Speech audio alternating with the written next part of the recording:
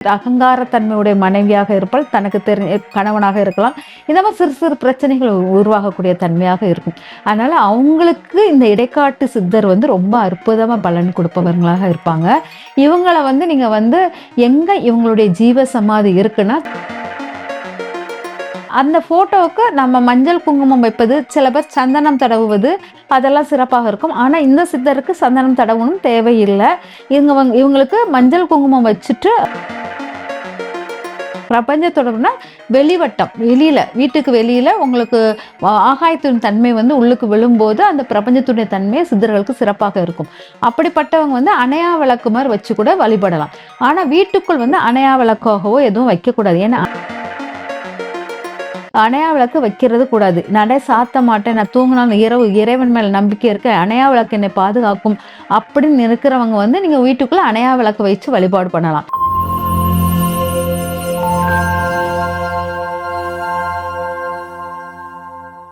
Cosmo view நேயர்கள் அனைவருக்கும் வணக்கம். இன்றைய நிகழ்ச்சியில 12 ராசிக்காரர்கள் எந்த சித்தரை வழிபடலாம், அவரை வழிபடும் போது நம்ம வாழ்க்கையில என்ன மாதிரியான மாற்றங்கள் நிகழும் அப்படிங்கறத நம்ம கூட சொல்றதுக்காக ஆஸ்ட்ராலஜர் ஜெயந்தி ரவி அவர்கள் இணைந்திருக்காங்க. தொடர்ந்து நிறைய விஷயங்கள் பேசலாம் அதை பத்தி. வணக்கம் மேம். வணக்கம் மேம். எப்படி இருக்கீங்க மேம்? நல்லா இருக்கமா மேம். இன்றைய நிகழ்ச்சியில மிதுன ராசிக்காரர்கள் வழிபட வேண்டிய சித்தர் யாரு, என்ன மாதிரியான வழிபாட்டு முறைகள் இருக்கு, அதை பத்தி சொல்லுங்க மேம்.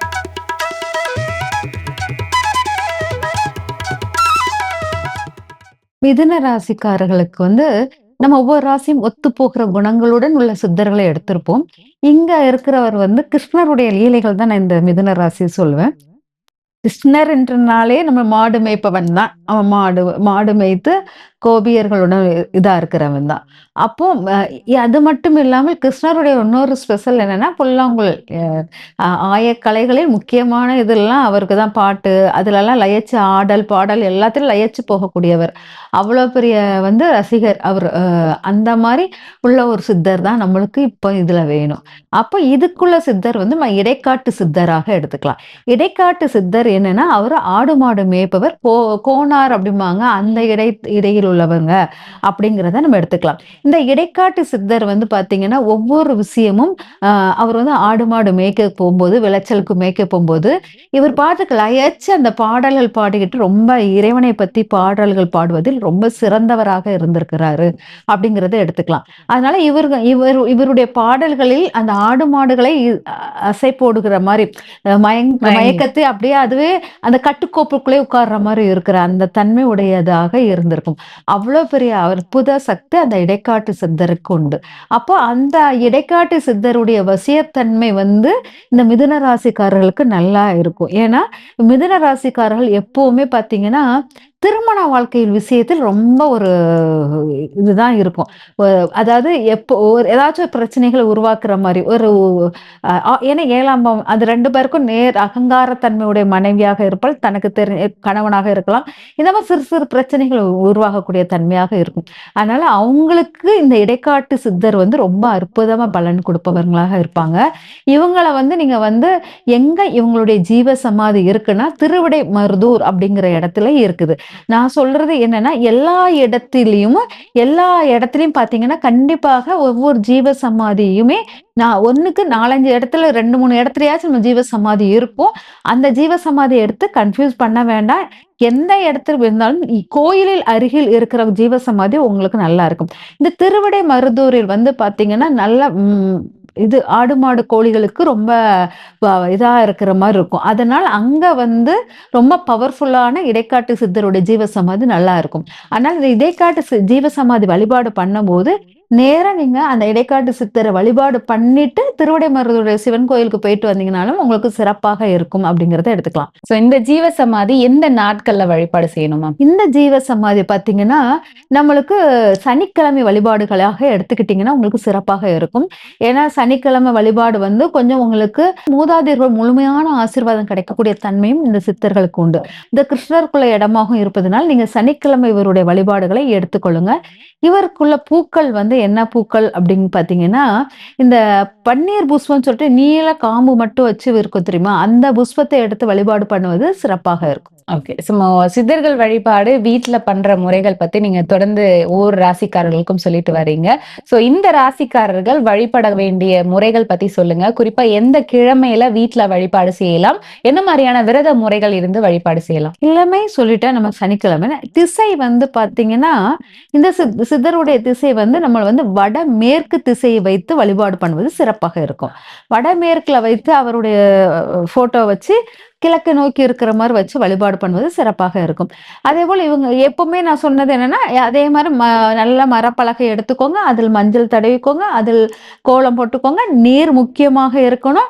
அந்த நீர் வைத்து வழிபாடு பண்ணுவது சிறப்பான ஒன்று. அதேபோல் நம்மளுக்கு வந்து மந்திரங்கள்ங்கிறது அந்த சித்தருடைய நாமத்தை சொல்லிட்டு, ஓம் முன்னால போட்டுக்கோங்க. பின்னால போற்றி போற்றியும் போட்டீங்கன்னா, அந்த சித்தருடைய நாமத்துடன் நீங்க சொல்லும்போது சிறப்பாக இருக்கும்.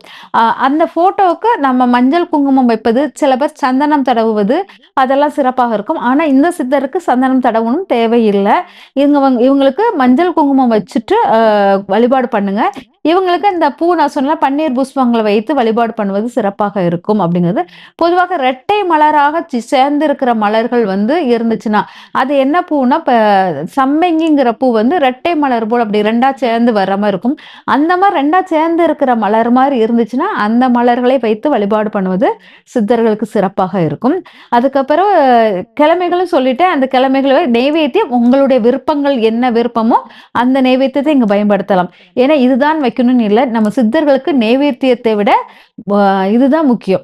மணங்கள் நறுமணம் மிகுந்த பூக்களும், ஊதுபத்தியும் ரொம்ப முக்கியம். அத மட்டும் பயன்படுத்தலாம். ஓகே. பொதுவாவே வந்து நம்ம வழிபாட்டின் போது என்ன மாரியான நிறங்கள பயன்படுத்தலாம்? உடைகளாகவோ, இல்ல வேற ஏதாவது நம்ம நிறங்கள் வைக்கணும் அப்படின்னா, இந்த ராசிக்காரர்கள் என்ன நிறத்த பயன்படுத்தலாமா? இந்த ஞாபகங்கள் ப்ளூ கலர்ல பயன்படுத்துங்க. அப்படி இங்க் ப்ளூ அப்படிம்பாங்க இல்லையா?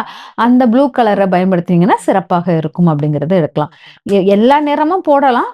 ஆனா அந்த நிறத்த போட்டு நீங்க வந்து பயன்பாட்டுல வைக்கும்போது சிறந்த ஒரு பலனை தரும். இப்ப மிதுன ராசிக்காரர்கள் வழிபட வேண்டிய சித்தர் சொன்னீங்க. இப்ப வீட்ல இருந்து வழிபாட்டு முறைகள் பண்றோம்ல மேம். அப்படி இருக்கும்போது இப்போ நாங்க விளக்கேத்தணும் அப்படின்னு விருப்பப்படுறோம். விளக்கேத்தி நாங்க வந்து பூஜை பண்ணணும்னு நினைக்கிறோம் அப்படின்னா, ஏன்னா சித்தர் படங்கள ஹால்ல தான் வைக்கணும்னு நீங்க சொல்லியிருந்தீங்க. முதல்ல பூஜை அறையில விளக்கேத்திட்டு அதுக்கப்புறம் சித்தர் படத்துக்கு விளக்கேத்தணுமா? இல்ல யாருக்கு முதல்ல விளக்கேத்தணும்? பொதுவாக வந்து நம்ம எப்பவுமே வீட்ல ஒரு விசேஷம் பண்ணும்போது பூஜை அறைக்கு முக்கியத்துவம் கொடுத்தாகணும். பூஜை அறையில் நம்மளுடைய தெய்வங்கள், நம்ம இஷ்ட தெய்வங்கள் ஃபுல்லா அங்க இருப்பாங்க. அதனால அந்த தெய்வங்களுக்கு விளக்கேத்தி அதுக்கு வந்து ஒரு தண்ணீர் அதெல்லாம் வச்சுட்டு தான் சித்தர்களுக்கு வந்து நம்ம வீட்டுக்குள் வந்து பண்ணும்போது பூஜை அறைக்கு பண்ணிட்டு தான் சித்தர்கள் வழிபாடு பண்ண முடியும். அப்பதான் சிறப்பா இருக்கும். ஆனா நீங்க வெளியில போய் ஜீவ சமாதியா பார்க்கும்போது சித்தர்களை பார்த்துட்டு தான் கோயிலுக்கு போகணும் அப்படிங்கிற மாதிரி இருக்கும். இது 2மே இப்படி கொஞ்சம் மாறுதலாக மாறுற மாதிரி இருக்கும். ஓகே. சித்தர் படங்கள் வைத்து நம்ம வழிபடுறோம் அப்படின்னா, அதுல வந்து கட்டாயம் விளக்கேற்றணுமாமா? என்னை பொறுத்த வரைக்கும் நீங்க ரெகுலரா விளக்கேற்றணும் அவசியமே கிடையாது. உங்களுடைய சித்தர் வழிபாடுல வந்து ஊதுபத்தி தான் ரொம்ப முக்கியமானது. பூக்கள் முக்கியமானது. ஏதாவது ஒரு பூவை வந்து வச்சு ஒரு ஊதுபத்தி ஏத்தினாலே சித்தர் வழிபாடில் சிறப்பாக இருக்கும். அதே ஆனா இறை வழிபாடில் வந்து நம்மளுக்கு விளக்கு வந்து முக்கியமா பங்காக இருக்கும். சில பேர் வந்து சித்தர்களை வந்து அணையா விளக்காக வைத்து பார்க்கவர்களும் உண்டு. அவங்க வந்து பிரபஞ்ச தொடர்புடன் வைக்கும்போது அணையா விளக்குடன் வச்சு பார்க்கலாம். பிரபஞ்ச தொடர்புனா வெளிவட்டம், வெளியில வீட்டுக்கு வெளியில உங்களுக்கு ஆகாயத்தின் தன்மை வந்து உள்ளுக்கு விழும்போது அந்த பிரபஞ்சத்துடைய தன்மை சித்தர்களுக்கு சிறப்பாக இருக்கும். அப்படிப்பட்டவங்க வந்து அணையா விளக்கு மாதிரி வச்சு கூட வழிபடலாம். ஆனா வீட்டுக்குள் வந்து அணையா விளக்காகவோ எதுவும் வைக்கக்கூடாது. ஏன்னா அணையா விளக்குன்னு ஒன்று வைத்தால் வீட்டை நடை சாத்தக்கூடாது தூங்கும்போது. அதனால நம்ம நடை சாத்தும் வீட்டுகளுக்கு அணையா விளக்கு வைக்கிறது கூடாது. நடை சாத்த மாட்டேன், நான் தூங்கினாலும் இரவு இறைவன் மேல நம்பிக்கை இருக்கு, அணையா விளக்கு என்னை பாதுகாக்கும் அப்படின்னு இருக்கிறவங்க வந்து நீங்க வீட்டுக்குள்ள அணையா விளக்கு வச்சு வழிபாடு பண்ணலாம். ஆனால் பிரபஞ்ச தொடர்புடன் நீங்க அணையா விளக்கு வச்சா அங்க நடையும் கிடையாது, நிலைவாசலும் கிடையாது. அதெல்லாம் அங்க அணையா விளக்கு உங்களுக்கு ரொம்ப பவர்ஃபுல்லா இருக்கும். ஓகே. விருப்பப்படுறவங்க சித்தர் வழிபாட்டின் போது இந்த அணையா விளக்க வீட்ல ஏத்தி வைக்கலாம். ஓகே. இன்றைய நிகழ்ச்சியில மிதுன ராசிக்காரர்கள் எந்த சித்தரை வழிபடணும், வீட்ல இருந்தபடியே என்ன மாதிரியான வழிபாட்டு முறைகள் பண்ணலாம், என்ன பூக்களை வந்து பயன்படுத்தலாம் அப்படின்றத பத்தி ரொம்ப தெளிவான விளக்கம் கொடுத்தீங்க. நன்றி மேம். நன்றி மேம்.